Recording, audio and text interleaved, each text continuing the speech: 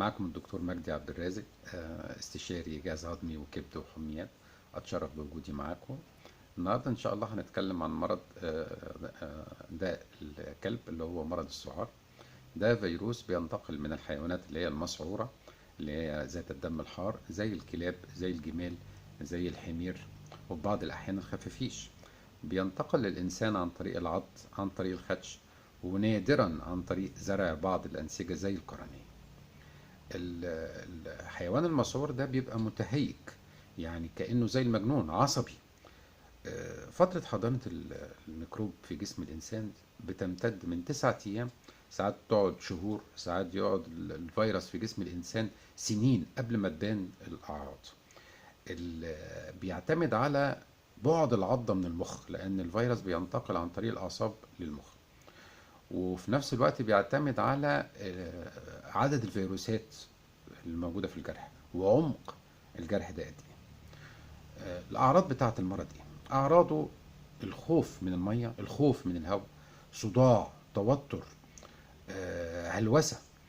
يعني أتذكر حالة استدعيت عشان أشوفها، قالوا لي والله الولد دوت بيهلوس. رحت كشفت عليه، فبسأله ايه يا حبيبي الموضوع ايه وكده، فلقيته بيقول لي انا بشوف ناس ماشية على الحيط. طبعا انا شكيت انه يكون عنده مرض السعار، لكن ما فيش في جسمه اي عض او حاجة. فانا جبت كوباية مية وحطيتها قدامه، لقيت الولد خاف، اترعب من المية ورافض ان هو يشرب. وفي نفس الوقت عملت بايدي كده قدامه، الولد خاف جدا جدا. فطبعا انا قلت ده اساسا في اكيد الولد ده اتعض. فسالت مامته، فقالت لي ابدا والله يا دكتور ما حصلش. فالمهم تاني يوم جت خالته قالت لي ايوه والله جاء دكتور الولد ده عندي واستضفته كام يوم عندي، وللاسف عضه كلب، وانا خبيت عن امه وما خدش ولا تطعيم ولا حاجه، ولا شكينا ان يكون جاله المرض. وده اللي احنا بنحذر منه، وده اللي احنا اساسا عاملين الفيديو عشان ان المرض ده قاتل. بمجرد ظهور الاعراض بتاعته نسبة الوفيات بتصل لحوالي 100%. طيب الولد ده اساسا طبعا توفى الى رحمة الله نتيجة جهل وعدم وعي من اهله. اللي انا عايز اقوله ان لازم نهتم بالتطعيم ضد المرض دهوت. نقول برضك ان الكلب المسعور ده بيقعد من حوالي من اسبوع ل10 ايام وبيتوفى. بالنسبة بقى ايه التطعيمات اللي انا هديها للناس اللي هي اتعضت؟ بمجرد ما يعضك اي حيوان لازم انك انت تغسل الجرح بمية وصابون، وتطهر الجرح ببتادين، وتغطيه بضمادة طبية. ونفضل ترك الجرح مفتوح، ما نقفلوش الا لو كان كبير قوي زيادة عن اللزوم. بنقرب بس الشفتين بتوع الجرح، لكن ما بنقفلش الجرح.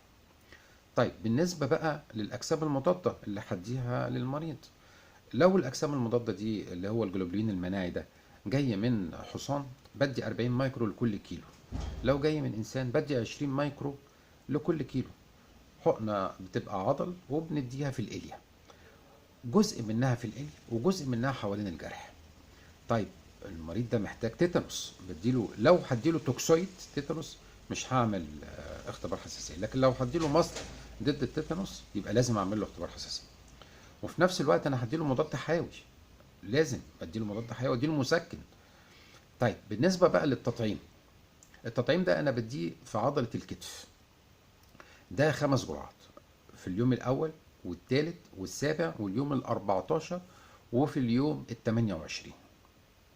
طب في بعض الناس بتشتغل اساسا في سيرك، او بتشتغل في حديقة حيوانات، او بتربي حيوانات بوجه عام. دول انا بديهم 3 جرعات وقائية في اليوم الاول وفي اليوم السابع وفي اليوم ال28. طب لو عضوا بقى حيوان بديله جرعتين بس في اليوم الاول وفي اليوم الثالث. طيب بالنسبة بقى للحيوانات الأليفة بديها 3 جرعات وقائية. ولازم اهتم بالحيوان الأليف ده عشان ما يتعديش، لازم اهتم بجدول التطعيمات بتاعته. انا اساسا بوضح ان اهمية الفيديو ده في زيادة الوعي ضد الفيروس القاتل ده. انا بشكركم جزيل الشكر، و برجو ان كنتوا تكونوا استفدتوا من الفيديو، وشكرا جزيلا، والسلام عليكم ورحمة الله وبركاته.